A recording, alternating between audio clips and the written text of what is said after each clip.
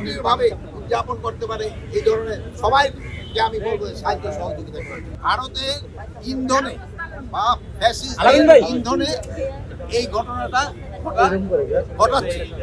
আমরা এটা যেন ঘটাতে না পারি এই জন্য আমরা আমাদের সর্বাত্মক ব্যবস্থা নিচ্ছি এবং আমাদের যে উপদেষ্টা প্রদীপ ভাই আমাদের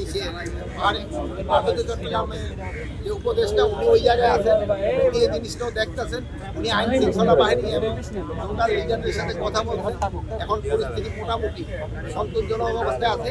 আপনারা জানেন কিছু সন্ত্রাসী পাহাড়ের উপরে থেকে তারা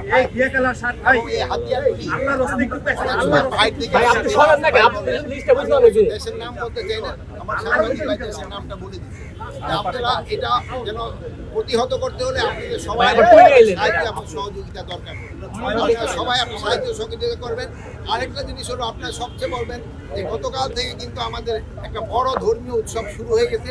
এই উৎসবের সময় যেন কেউ কোনো ধরনের না করে, রাস্তাঘাট যেন বন্ধ না করে এবং এই পূজাটা যেন নির্বিঘ্নভাবে উদযাপন করতে পারে এই ধরনের সবাইকে আমি বলবো সাহায্য সহযোগিতা করে।